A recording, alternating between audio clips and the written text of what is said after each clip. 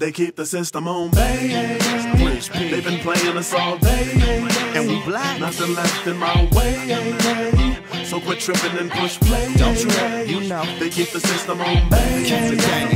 They've been playing us all day. Nothing left in my way. All right, so today I have an interview with my man KCheeba in Colorado Springs. He's one of the VJs on 96.1 The Beat. And it's kind of cool because he's going to have me in there perform a couple of joints.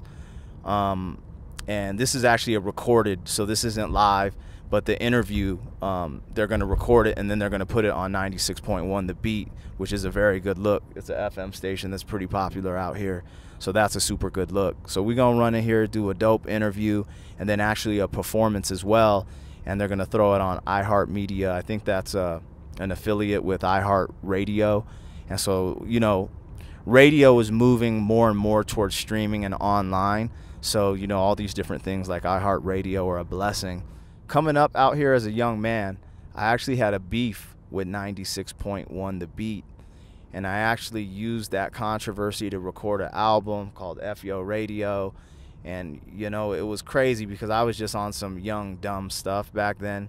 And I didn't understand how the business of music worked, and I was trying to, you know, I was watching other artists, you know, having these movements, these anti-radio movements, and I decided to start my own. And it was actually, in the moment, it was cool. I had a buzz, but it was a quick buzz, and it fizzled out really quick because it was a controversy thing. It's just like seeing, you know, a viral video on the internet. It's viral for, you know, its time, but then it fizzles out.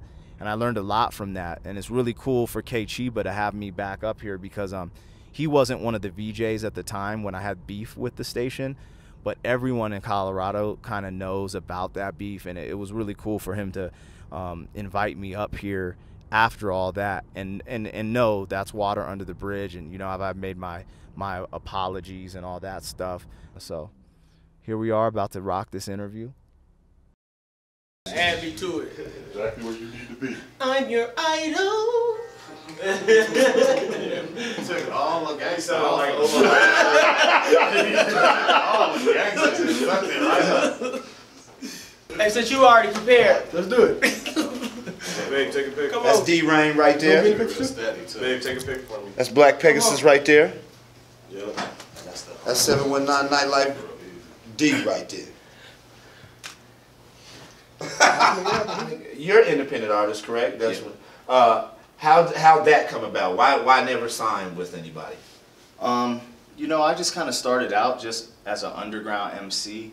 So it was just like the natural progression. I just was like really go out and just do it. And I didn't really have a template or anything to follow because we were out here. So there are things, let's say, going on in Texas or California that I wasn't aware of because it was before social media. So, you know, all I knew was to press up CDs and try to sell them. And I wouldn't have been opposed to getting a deal. Nothing just ever really transpired. And to be 100% honest, I just don't think the music was ready. Like when I was young, I got a really quick buzz from battle rapping. And I was on this huge platform. A lot of people heard of me, were buying records and seeing me. But I don't think it translated into anything super big at the time because the music wasn't ready, you know what I'm saying? So in hindsight, seeing that, you know, that's probably what kept me indie because it was really just my hustle and just like going out there hand-to-handing it. Who'd you look up to? I mean, I was always into a lot of East Coast stuff like Wu-Tang, Biggie, you know what I'm saying? I was really a fan of Dead Prez and stuff like NWA as well to spread it out, but I was really heavily influenced by like lyrical miracle stuff, you know what I mean? So, but yeah, a lot of East Coast intentional with it because I'm a fan of a lot of different artists, and this actually changes up to my mood, you know what I'm saying? But right now I'm gonna give you my top 5. Wu-Tang #1, then I will go with Sean Price, and then I'm gonna go with Eminem's up there. Okay. You got 2 left. I'm just gonna go with Tupac and Biggie because the feelings I got from all their records. I can dig that. If you could give advice to anybody in the game, what would you tell them? I mean, for young artists, I always say the same thing, man, because I always feel like the foundation is the music and your budget. Like just trying to get like, you know, just be on point with your strategy, because when younger cats are starting out, the music needs to be there, because even myself, it wasn't there when I was younger. I didn't realize that, and that's a big pushing force in the engagement and helping it grow organically. And then your budget to keep you alive and keep pushing forward with your marketing and all that stuff, and having a strategy, because I see a lot of artists oversaturate. Like, they get one show, they sell 60 tickets or get 100 people out, they get hype, and then they do 1,000,000 shows, and now 10 people are messing with them. You know what I'm saying? And getting people to your shows is really how you're gonna generate your money, because it's not really in online sales like that. You know what I mean? So those are some of the strategies I would tell younger artists that are starting out. You do your own merch and everything. Yeah. That's what's up, man. You've been I think I got grinding forever, fam. I know, man. I respect you, man. You've been out here for a legend, a great. I guess you can put your head. If they had like one of those Mount Rushmores, you'd be on there for sure. What made you not want to quit? To keep it 100 with you, this year has been the most testing, because as I get closer to 20 years in the game, I can't front. I haven't seen like some of the success I wanted to see, you know what I'm saying? And sometimes it's easy to get bitter, a little jaded, and sometimes I'm like, hey man, like I make a good amount of money off of like, so I throw concerts. So I am a rapper, but I actually throw concerts as a promoter. You do big shows, yeah, I know. And I make good money doing that. I do some other royalty stuff, some publishing stuff, have a studio, so I make good money outside of rap. So there's a part of me that's just like, why am I rapping again? Because it costs a hell of time, money, energy, you know what I'm saying? But at the end of the day, the thing that just keeps me doing it is the passion. It's like, sometimes I'll see a youngster spit, or I'll hear a new, like I just heard the new Wu-Tang album, and I was like, man, I love this. You know what I mean? So it's like, that's the only thing keeping me here, because my experience has been a lot different than others. And so it is easy to get jaded at times, but my passion, just the unadulterated love for the culture and the music, you know, I'm like, yo, I might be an old man just, you know, writing bars, and people are still going to buy records and come to shows, I'm going to keep putting them out. If not, I'm still going to be making music, you know what I mean? What's up? What inspires you to make your music? It depends. Like, inspiration comes from so many different places. Right now, you know, real life inspires me to write, and it kind of has inspired me to write my story, so to like leave something behind. But in the past, sometimes just dope MCs have inspired me, and you know, sometimes, you know, groupies, you know what I mean? Like, sometimes you write some crazy songs about chicks, you know, especially coming up as a, you know, I've been rapping since I was 19, so, you know, plenty of stories about, you know, the biddies, you know what I'm saying? So that could be inspiration, you know? So yes, it can be. I just let life inspire me, but right now, you know, real life has inspired me to, you know, kind of tell my story as a man right in this moment. But yeah, man, anything, it's just like a spark that just, you're like, oh, I gotta get to the studio, right? You know what I mean? I gotta turn on that beat and just get it. Nice. What's next for you? What's your goal? So what's next for me is, right now I'm really into visual work. So like, we're doing vlogs and we're doing music videos, and I'm really enjoying that. I've been kind of jaded on the music. I've written so many songs, and I've just been in a weird space mentally for the music. But I would like to start working on another project to release next year, so I can be consistent, because I just dropped this album in July, and I've been going hard with music and videos.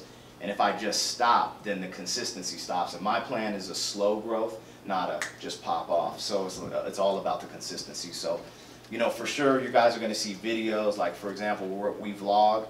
I drop music videos, and then our podcast should start running in December or January. But the music, man, that's kind of my foundation and put me here. So I want to stick with that. But my mind has just been kind of like, it's just been in a weird place with music. You know, like, I love music, but right now it's more like I'd rather listen to a podcast or just listen to some music, some soul music. I haven't really just been like, rap hasn't like got me. It's probably just because I've heard everything you could have heard of. Like, dudes rap 1,000,000 miles per hour. Dudes rap slow. Rap is about chicks. Rap, like, I've heard it, you know. So that getting that drive to be that hungry progression, you know, sometimes you got to just take a little break and then just go back, you know. What do you think about the state of hip hop right now? I think it's interesting. I think a lot of bubblegum stuff gets pushed to the front, which is cool because that's always been, that's all, it's like, hey, we got to sell these records. Since the beginning of hip hop, it's more like, you know, but what's interesting is a lot of the cats that like I'll listen to who I would consider like, you know, those hip hop MCs are selling a lot of the records like J. Cole, Kendrick, Logic, you know, Jay. Like they're all selling a lot more records than other cats, you know, and then you got people like, I mess with Drake. I think he makes dope music. I think he goes back and forth from spitting to making very melodic music, you know what I'm saying? So I think the state of hip hop's dope. I think you're seeing the rise of culture vultures a lot more than ever before. And you know, some of that stuff, you know, I don't get on a platform and be like, oh, it must be, you know what I mean? But I know it's there and I don't really vibe with it, but at the same hop is the #2 exported thing out of America. I forget what #1 is. It's something crazy. We're like, of course it's that. But the #2 thing is hip hop, not country music, not rock, not socks, spandex, hip hop. So that's a beautiful thing to me because our story is getting told to the world. You know, and whether it doesn't, whatever race you are, you know where hip hop came from, and it's grown so far that that's the #2, you know, exported thing from America. That's a big thing. So I think that's beautiful. Cool.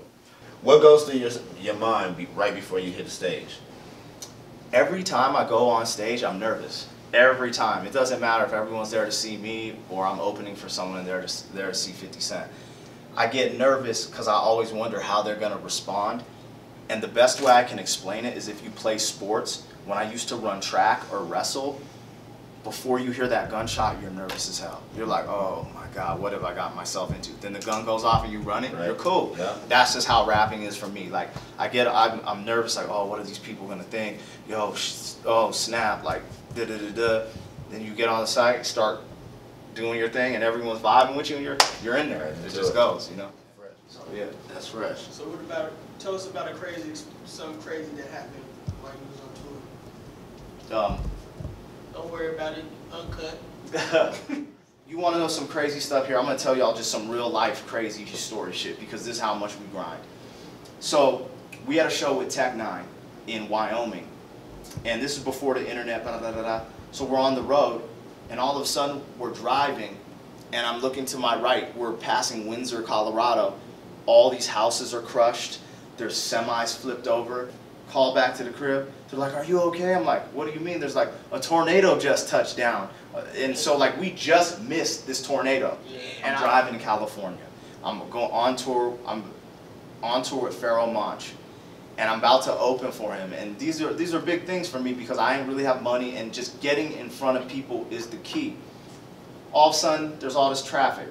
But then we get up to all these cones on the highway, and everyone's going off the highway. And I look at my brother, I was like, bro, we're not gonna make the show if we camp out here. And he just gets out the car, moves the cones, and we just start gunning it. I shit you not, we start driving through Armageddon. It was fires, those California fires. Again, semi-trucks on fire, streets on fire. Like, I was like, yo, what? Why didn't I just pull over? Like you know, we were so hungry. This is all we have. This is the music. We gotta make it, and that was our mindset. So we're like, we ain't gonna let some yellow cone stop us. What about that fire? He said he drove into Armageddon. Yo, but we made it through that. Word. Waffles or pancakes? Waffles. Word up. Chicken and waffles, baby, every Monday through Friday, 7 p.m. Make sure you check it out. We're gonna keep you in the rotation on there too. Man, I appreciate y'all for having me too. No doubt. Thanks for Black P coming out, getting behind the mic on 96.1 The Beat, holla the 719 Nightlife. B. Singleton, don't forget you can hear this interview on Sundays at 7:30 on 96.1 The Beat, and watch the whole uncut interview online at beatcolorado.com. Click the behind the mic button. Yeah. S rep BK. All right. Catch me. We gotta start over. That was good though. He said it like it was a practice tape. Now we're ready. Let's get it going. I'm sorry. He's like that. That was good. That was good. Thank you guys for tuning into my vlogs and seeing what I'm doing. Don't forget to subscribe to my channel here on YouTube and follow me on Instagram at Black Pegasus Raps and on Facebook at Black Pegasus Raps. We're going to keep things moving, and hey, let us know in the comments what you thought about this vlog and any questions you might have as we move forward with the vlogs and the podcast. Much love, Black Pegasus, BKG, and to the death of me.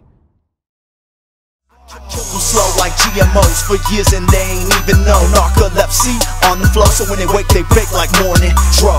Got the crowd geeks like a triple stack. After I rock the fans, they wouldn't